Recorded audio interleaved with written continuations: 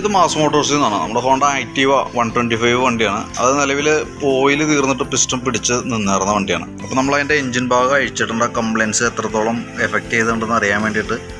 അപ്പോൾ ഞാൻ അതിൻ്റെ കംപ്ലയിൻസ് വന്നേണ ഭാഗങ്ങളൊന്ന് കാണിച്ചു തരാം. അതിന് ഏകദേശം എത്ര കോസ്റ്റ് വരും എന്നുള്ള ഡീറ്റെയിൽസ് ഒരു എസ്റ്റിമേറ്റ് ആക്കിയിട്ട് അതിൻ്റെ ഡീറ്റെയിൽസ് ഒന്ന് വാട്സാപ്പിലേക്ക് ഒന്ന് സെൻഡ് ചെയ്തോളാം കേട്ടോ.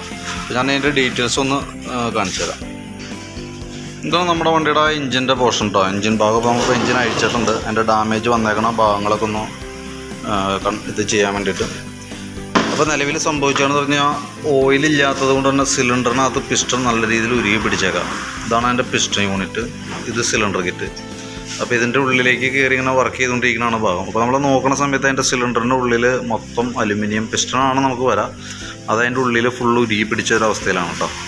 അപ്പോൾ നമുക്ക് ഓയിലില്ലാണ്ട് വരുമ്പോൾ സംഭവിക്കുന്നത് ഏറ്റവും ഫാസ്റ്റായിട്ട് വർക്ക് ചെയ്യുന്ന എല്ലാ അതിൻ്റെ പാർട്സുകളിലും പെട്ടെന്ന് ഡാമേജ് വരും. അതിനകത്ത് ഏറ്റവും ഫസ്റ്റ് വന്നത് മെൽറ്റ് ആവാൻ സാധ്യത കൂടുതലുള്ള മെറ്റീരിയൽ അത് മെയിനായിട്ട് വരുന്നത് അലുമിനിയമാണ്. അലുമിനിയം പിസ്റ്റണിലാണ് ഫസ്റ്റ് കിട്ടുക. ഇത് ശരിക്കും പറഞ്ഞു കഴിഞ്ഞാൽ കണക്ടർ റോഡുമ്പോഴത്തേക്ക് ശരിക്കും പറഞ്ഞാൽ ഇത് ക്രാങ്ക് ഷാഫ്റ്റിൻ്റെ കണക്ടർ റോഡാണ്. അതേമേക്ക് ശരിക്കും ഉരുകി പിടിച്ചൊരവസ്ഥയിലാണ് നിൽക്കണം കേട്ടോ. നമ്മൾ ചെയ്യുമ്പോൾ നമുക്ക് അതിൻ്റെ ഈ സിലിണ്ടറും പിസ്റ്റണും കൂടിയിട്ട് കിറ്റായിട്ടാണ് വരിക പാർട്സ്. അത് നമുക്ക് മാറ്റേണ്ടി വരും. അതേപോലെ തന്നെ ക്രാങ്ക് ഷാഫ്റ്റിൻ്റെ ഈ കണക്ടർ റോഡും അതിൻ്റെ ഈ സൈഡിലത്തെ 2 ബെയറിങ് കൂടി മാറ്റിയിട്ട് നമുക്കത് ഇത് ഫുള്ളായിട്ട് മാറ്റണമെന്നില്ല. നമുക്ക് ഈ കണക്ടർ റോഡും ഈ 2 സൈഡ് ബെയറിങ് മാറ്റി കഴിഞ്ഞാൽ ക്രാങ്കിൻ്റെ കേസ് ഓക്കെ ആയിട്ട് കിട്ടും.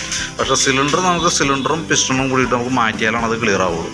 പിന്നെയെന്ന് പറഞ്ഞു കഴിഞ്ഞാൽ ഈ ഓയിലില്ലാതെ വരുമ്പോൾ പറഞ്ഞ ഭാഗങ്ങളെന്ന് പറഞ്ഞാൽ ഈ ബെയറിങ്ങുകളൊക്കെ ഡാമേജ് വരാനുള്ള സാധ്യതയുണ്ട്. അതിനകത്ത് ഈ ഒരു ബെയറിങ് ഇച്ചിരി പ്ലേ കാണിക്കുന്നുണ്ട്, ക്യാം ഷാഫ്റ്റ് എന്ന് പറയും യൂണിറ്റിനെ. അപ്പോൾ അതിൻ്റെ ചെയ്യുമ്പോൾ നമുക്ക് ഈ 2 ബെയറിങ് കൂടി നമുക്ക് മാറ്റിയിട്ട് വേണം റീസെറ്റ് ചെയ്യാനായിട്ട്.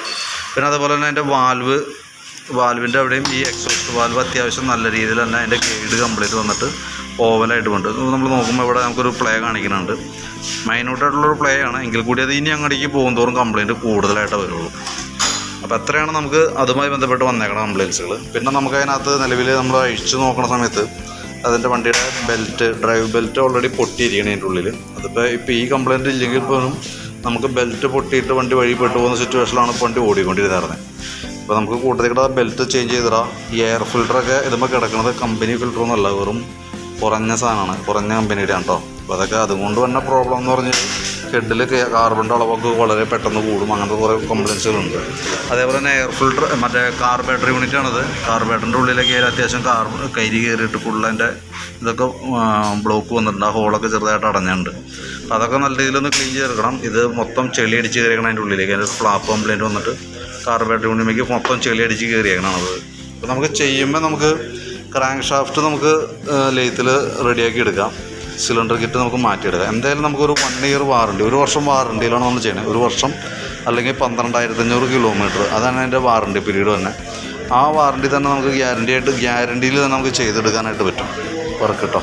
അപ്പോൾ നമുക്ക് അതിന് ഏകദേശം എത്ര കോസ്റ്റ് വരുമെന്ന് നോക്കിയിട്ട് അതിൻ്റെ ഡീറ്റെയിൽസ് ഒന്ന് വാട്സാപ്പിലേക്ക് ഒന്ന് സെൻഡ് ചെയ്തിടാം. അപ്പോൾ നോക്കിയിട്ടൊന്ന് റിപ്ലൈ ഇടണം. പിന്നെ റിപ്ലൈ കിട്ടിയാലാണ് നിങ്ങൾക്ക് അത് വർക്ക് മുന്നോട്ട് കൊണ്ടുപോകാൻ പറ്റുള്ളൂ കേട്ടോ.